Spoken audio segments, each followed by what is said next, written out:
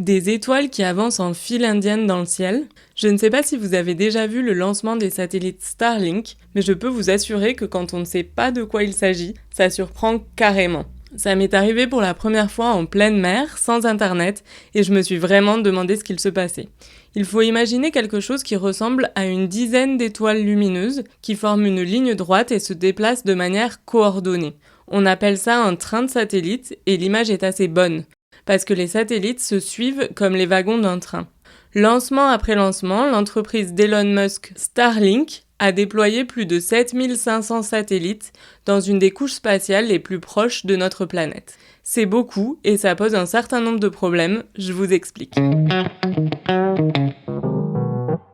La Minute Science de MC et Talsa Science. Mais qui prend toujours plus de temps parce qu'elle est Talsa Science. Avec le nombre de satellites qui montent en flèche, les photos de l'espace qu'on peut prendre depuis la Terre se retrouvent complètement polluées par la lumière que ces satellites réfléchissent jusqu'à nos télescopes. En gros, les satellites artificiels se déplacent dans le champ pendant la prise d'une image qui demande une longue exposition, et chaque satellite apparaît alors comme une ligne blanche, une strie qui vient gâcher l'image, surtout s'il y en a beaucoup. C'est ce que déplore une étude scientifique publiée dans la revue Nature en ce début de mois de décembre 2025.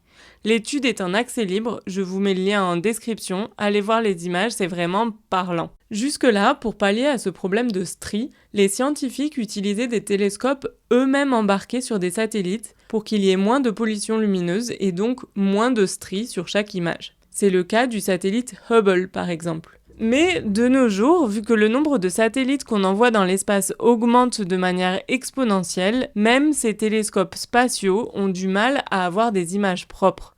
C'est un problème, notamment car les traces de satellites ressemblent comme deux gouttes d'eau à celles d'astéroïdes qui pourraient représenter un danger pour nous s'ils étaient en trajectoire directe pour venir s'écraser sur notre Terre. Les satellites artificiels qu'on envoie dans l'espace tournent autour de la Terre et on dépend d'eux pour tout un tas de choses. Il y a des satellites pour la localisation, par exemple. Ça, c'est notre GPS. Des satellites pour l'observation de la Terre. Google Earth, par exemple. Mais certains aussi ont un objectif scientifique ou militaire. Et il y en a pour les télécommunications, comme les satellites de la télé, Starlink ou Iridium. Jusqu'à la fin des années 2010, le nombre de satellites était raisonnable.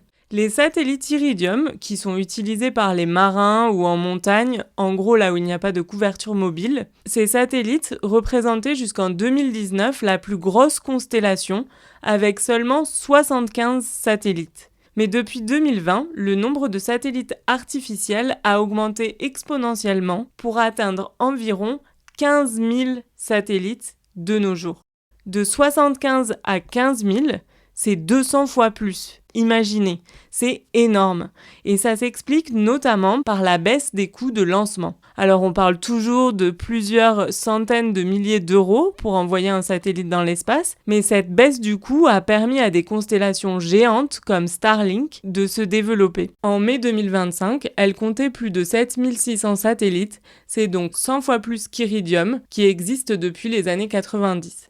Et parmi les satellites en orbite autour de notre planète, 2 sur 3 appartiennent à la constellation Starlink. Donc en gros, le nombre de satellites a été multiplié par 200 en 5-6 ans et leur usage s'est démocratisé. On a quasiment tous un ou plusieurs GPS à notre disposition, ne serait-ce que sur notre téléphone. Et un humain sur 1000 reçoit Internet grâce à Starlink.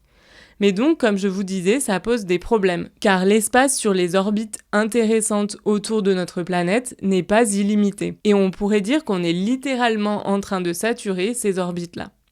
Il y a donc un souci pratique pour surveiller, étudier et prendre des photos de l'espace. Mais il y a aussi des problèmes potentiels de collision.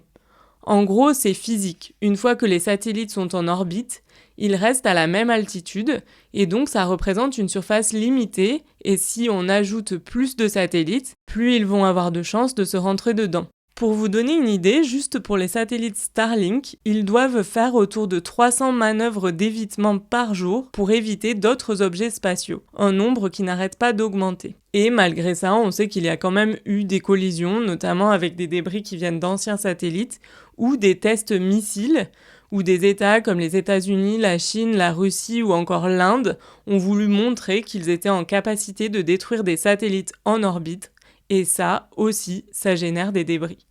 Rien que pour les débris de plus de 10 cm, les chercheurs et les chercheuses en comptent plus de 30 000. Et toute taille confondue, c'est plusieurs centaines de millions. Le souci de ces débris, c'est qu'ils vont vite, plusieurs kilomètres par seconde, ou plusieurs dizaines de milliers de kilomètres par heure. Donc imaginez à cette vitesse-là l'énergie qui est emmagasinée. Un débris d'1 centimètre délivre autant d'énergie pendant un impact qu'une voiture lancée à 130 km par heure. Donc ça peut être assez fatal pour un satellite fonctionnel qui se retrouverait sur son passage. Ça peut endommager ses panneaux solaires par exemple, ou le mettre hors d'état de fonctionner dans le pire des cas. Et surtout, s'il casse, générer de nouveaux débris. Autre problème, c'est que ces débris s'étalent sur toute l'orbite au fur et à mesure que le temps passe. Et donc, ils vont se retrouver partout. La publication scientifique dont je vous parlais essaie de tirer en quelque sorte une sonnette d'alarme, car elle rapporte que si toutes les propositions de lancement qui ont été émises auprès des commissions compétentes voyaient le jour, on pourrait se retrouver avec 1 demi-million de satellites en orbite autour de notre planète. C'est donc encore une augmentation énorme qui ne serait pas sans conséquence pour l'imagerie spatiale et pour le risque de collision entre satellites. Je suis MC, Marie-Cécilia, journaliste, scientifique et navigatrice. Merci d'avoir suivi mon podcast et à bientôt j'espère. Tire-bouchon production.